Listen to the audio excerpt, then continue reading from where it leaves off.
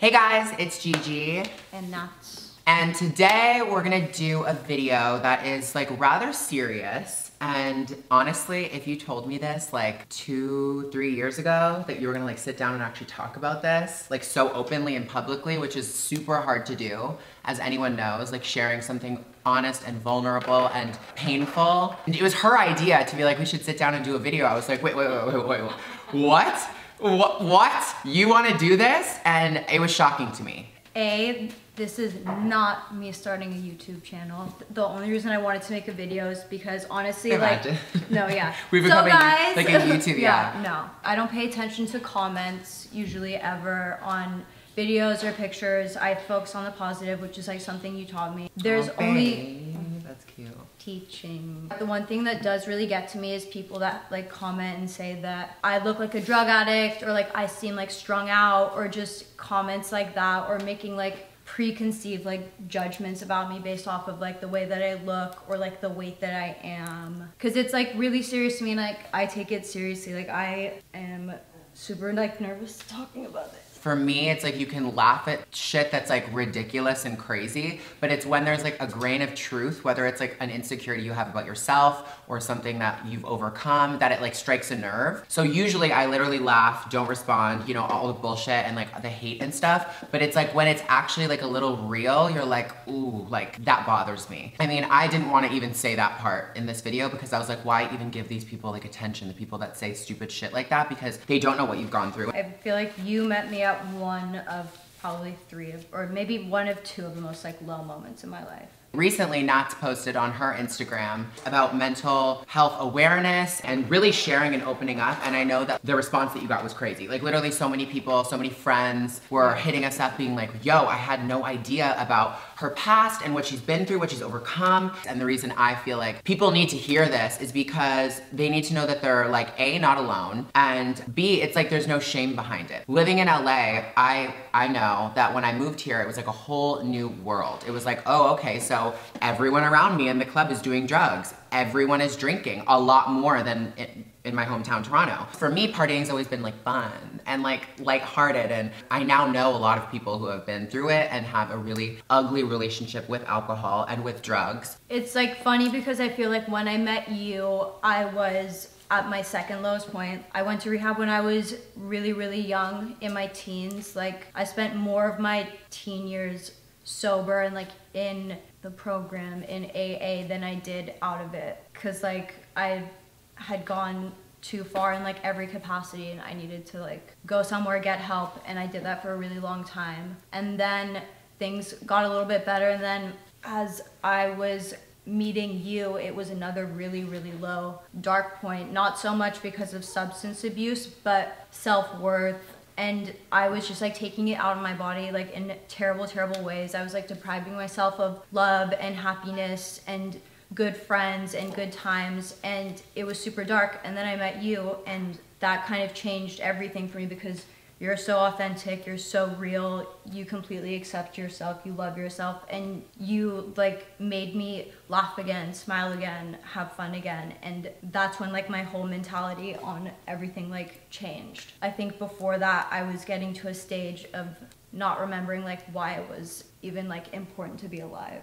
And that's like super dark. And that's also a misconception I feel that I had, at least, with like getting help and going to rehab. Like I literally thought like, you know, you go, people like you would hear like, oh, this person went to rehab because they're a child Disney star and now they're like in, you know, they're out of control. And I was just like, girl, well, just get it together. Like I could never relate. I'm like, how hard is it to just stop? But it's an addiction. It's something you can't control. It's not like you just go and you're cured and you're better. Like it's a lifetime thing. That's why I feel like you were in the program for so long. It's because like you had to have a sober companion and they have to like travel with you and really monitor everything about what you're going through. Yeah, I mean, you don't like actually have to. Like that's kind of like a luxury or a punishment depending on how you look at it, like having a sober companion.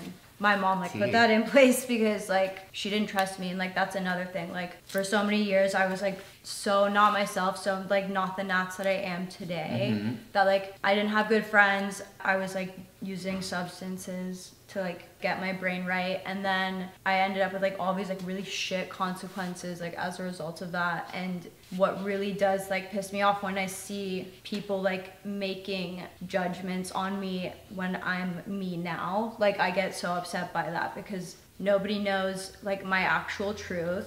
Nobody knows except for like my friends, my family, you, obviously, how hard I've worked on making myself better, surrounding myself with people, like earning back all of those like privileges and amazing things. And like with that has come love and happiness and so much positive. I worked really fucking hard, and I think that I should sit here and like not have to like see people judging me and being like, oh, because you look a certain way, like you're on drugs. Like, actually, no, I'm not. Yes, I have tattoos. Yeah, sometimes my hands are dirty because I spray paint for a living. And like, I get crazy haircuts. And she's skinny because she's gluten-free, people. Yeah, like I honestly, like I watch my diet.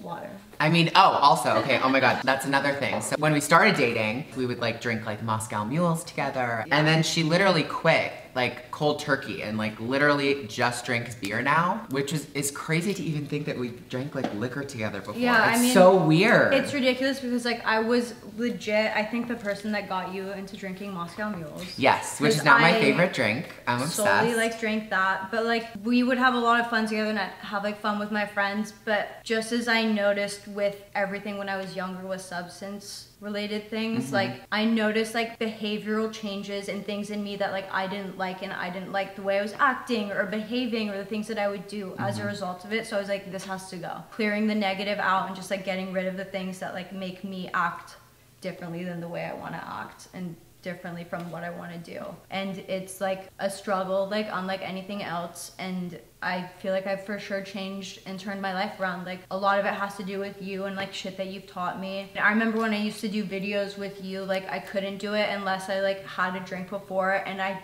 usually wore sunglasses, I think. Yes, and like all a the hoodie time. and a beanie and like everything, and I like fully hid. Even like socially, like not on camera, but like going out, I feel like it's like you like blossom more. I felt like somewhat to blame for people saying things like that. You know, like this is my YouTube channel. I literally have shared my story the entire time over all of these years, as you guys know. So bringing in someone that's like really important to me and inevitably ended up to be like my wife is like, obviously I'm going to share. I just felt like, fuck, I kind of feel like I just like fed her to the sharks, kind of. You know, we just sat down. To the wolves. Yes, like full lion's den moment. We just made 3 animal references. Yeah. I feel like we literally sat down and did like a cute video, I think, for the first time, and then people got to you when they said that stuff. In reality, they didn't know any of the truth, any of the struggles that you have been through, and like what an inspiration you are to me because of that. Like I didn't know you before. We have so many like conversations about like, oh yeah, this is where we used to go out 5, 6, 7 years ago. And I was like, I was there all the time. How did we not see each other? And we probably were like in the same places frequently, but I didn't know that side forever. I just hear stories and like things that you've told me, and it's like scary. I mean, yeah, I had like zero respect for my life, and I didn't have any fear of like what the consequences were, and that was really, really bad. I feel like I'm out of like lucky chances and like guardian angels. Like I've had like my moments where it's been too close of a call. I realized like a long time ago, like when I met you, that like life is so amazing and like such a beautiful thing to live. Like why waste it?